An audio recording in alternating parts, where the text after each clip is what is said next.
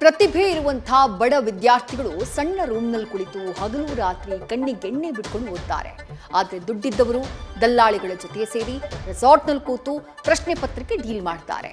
ಹುದ್ದೆಯೊಂದಕ್ಕೆ ಬರೋಬ್ಬರಿ 70ರಿಂದ 80 ಲಕ್ಷ ರೂಪಾಯಿ ಎಣಿಸಿ ಡೀಲ್ ಕುದುರಿದೆ ಅಂದ್ರೆ ಈ ಜಾಲದ ಆಳ ಎಷ್ಟಿರಬಹುದು ಅನ್ನೋದನ್ನ ನೀವು ಯೋಚನೆ ಮಾಡಿ. ಯಾವ ಸ್ಟ್ರಾಂಗ್ ರೂಮ್ಗೆ ಕಾವಲು ಇರಬೇಕಾಗಿತ್ತೋ ಅದೇ ಸ್ಟ್ರಾಂಗ್ ರೂಮ್ನ ಸಿಸಿಟಿವಿ ದೃಶ್ಯಗಳು ಡಿಲೀಟ್ ಆಗ್ಬಿಟ್ಟಿದ್ದಾವೆ. ಇದಕ್ಕೆ ಕಚೇರಿಯ ಒಳಗಿನ ಹೆಗ್ಗಣಗಳ ಕೈವಾಡ ಇಲ್ಲದೆ ಇದು ಸಾಧ್ಯನೇ ಇಲ್ಲ. ಸಾಕ್ಷಿ ಸಿಗಬಾರದು ಅಂತ OMR ಶೀಟ್ ಸ್ಕ್ಯಾನ್ ಮಾಡಿದಂಥ ಹಾರ್ಡ್ ಡಿಸ್ಕ್ನೇ ಎಗರಿಸಿದ್ದಾರೆ. ಈ ಕುರಿತ ಎಕ್ಸ್ಕ್ಲೂಸಿವ್ ರಿಪೋರ್ಟ್ ಇಲ್ಲಿದೆ ನೋಡಿ.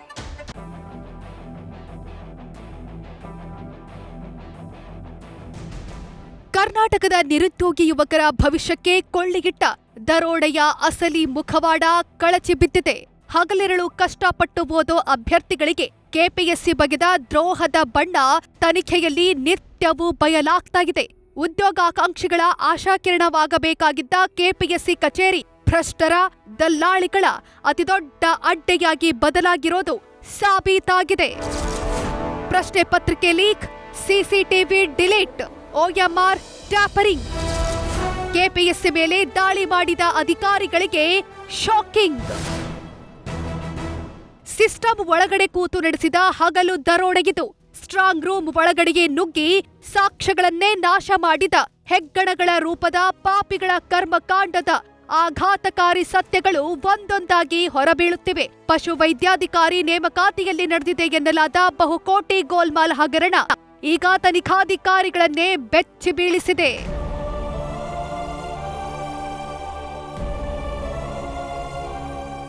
ಕೆಪಿಎಸ್ಸಿ ಕೇಂದ್ರ ಕಚೇರಿಯಲ್ಲೇ ಅತಿದೊಡ್ಡ ಅಕ್ರಮ ನಡೆದಿದೆ. OMR ಶೀಟ್ ಇಡುವ ಸ್ಟ್ರಾಂಗ್ ರೂಮ್ ಸಿಸಿಟಿವಿ ದೃಶ್ಯಗಳು ಡಿಲೀಟ್ ಆಗಿದೆ. OMR ಶೀಟ್ಗಳ ಸ್ಕ್ಯಾನ್ ಆದ ಹಾರ್ಡ್ ಡಿಸ್ಕ್ ನಾಪತ್ತೆಯಾಗಿದೆ. ಪಶು ವೈದ್ಯಾಧಿಕಾರಿ ನೇಮಕಾತಿಯ ಹಾರ್ಡ್ ಡಿಸ್ಕ್ ಕಾಣೆಯಾಗಿದೆ. ಈ ಮೂಲಕ ತನಿಖೆಯಲ್ಲಿ ಕೇಂದ್ರ ಕಚೇರಿಯಲ್ಲೇ ಅಕ್ರಮ ನಡೆದಿರೋದು ಸಾಬೀತಾಗಿದೆ.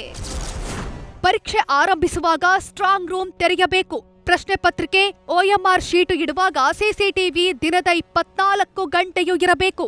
ಆದ್ರೆ ಕೆಪಿಎಸ್ಸಿ ಸ್ಟ್ರಾಂಗ್ ರೂಮ್ನಲ್ಲಿ ಸಿಸಿಟಿವಿ ಇದೆ, ಬಟ್ ಡೇಟಾ ಡಿಲೀಟ್ ಆಗಿ ಹೋಗಿದೆ. ಸ್ಟ್ರಾಂಗ್ ರೂಮ್ನ ಸಿಸಿಟಿವಿ ಡೇಟಾ ಸಂಗ್ರಹ ಮಾಡಿ ಇಡಬೇಕು. ಪರೀಕ್ಷೆ ಮುಗಿದ ವರ್ಷದ ತನಕ ಡಾಟಾ ಇಟ್ಟಿರಬೇಕು ಅನ್ನೋದು ಕಾನೂನು. ಯಾವುದೇ ಆರೋಪ ಕೇಳಿ ಬರದೇ ಇದ್ರೆ ಆ ಡೇಟಾವನ್ನ ಡಿಲೀಟ್ ಮಾಡಬಹುದು. ಆದ್ರೆ 6 ತಿಂಗಳ ಡೇಟಾ ಸಂಗ್ರಹ ಮಾಡಿ ಇಟ್ಟಿಲ್ಲ. ಇದರ ಜೊತೆಗೆ ಯಾವುದೇ ಪರೀಕ್ಷೆ ಮುಗಿದ ಮೇಲೆ ಎಲ್ಲಾ OMR ಶೀಟ್ ಸ್ಕ್ಯಾನ್ ಮಾಡಲಾಗುತ್ತೆ. ಆದ್ರೆ ಪಶು ವೈದ್ಯಾಧಿಕಾರಿ ನೇಮಕಾತಿಯ OMR ಶೀಟ್ಗಳ ಸ್ಕ್ಯಾನ್ ಮಾಡಿರುವ ಹಾರ್ಡ್ ಡಿಸ್ಕ್ ನಾಪತ್ತೆಯಾಗಿದೆ.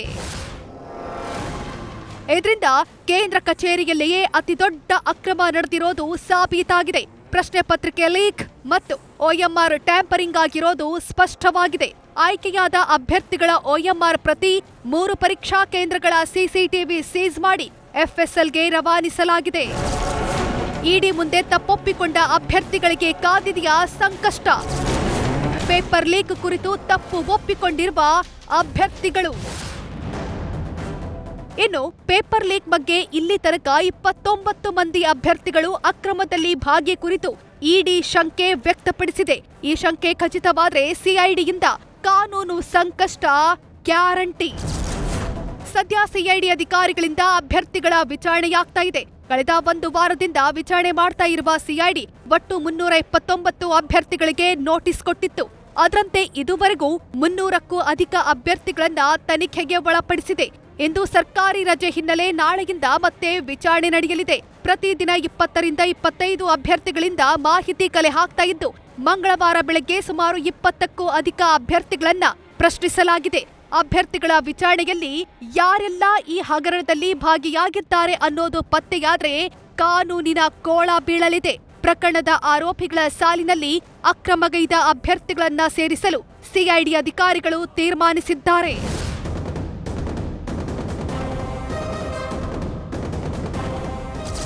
ಶಿವಶಂಕರಪ್ಪ ಅಮಾನತುಗೊಳಿಸಿ ರಾಷ್ಟ್ರಪತಿಗಳ ಆದೇಶ.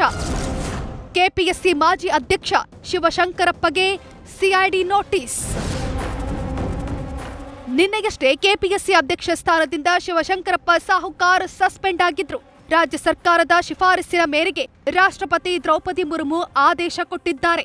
ಈ ಮಧ್ಯೆ ಶಿವಶಂಕರಪ್ಪಗೆ ಸಿಐಡಿ ನೋಟಿಸ್ ಕೊಟ್ಟಿದ್ದು ಬೆಳಗ್ಗೆ 11ಕ್ಕೆ ಟೈಮ್ ಕೊಟ್ಟಿದ್ದಾರೆ. ವಿಚಾರಣೆಗೆ ಹಾಜರಾಗಲು ಸೂಚಿಸಿದೆ. ಐಎಎಸ್ ಅಧಿಕಾರಿ ಜ್ಞಾನೇಂದ್ರ ಕುಮಾರ್ ಮನೆ, ಕಚೇರಿಗೂ ನೋಟಿಸ್ ಅಂಟಿಸಲಾಗಿದೆ. ಕೆಪಿಎಸ್ಸಿ ಸದಸ್ಯೆ ಶಾಂತಾ ಹೊಸಮಣಿ ಸೇರಿ ಎಲ್ಲಾ ಕೆಪಿಎಸ್ಸಿಯ 10 ಮಂದಿ ಸದಸ್ಯರು, 45 ಅಧಿಕಾರಿಗಳು, ಸಿಬ್ಬಂದಿಯನ್ನ ವಿಚಾರಣೆಗೆ ಕರೆದಿದೆ.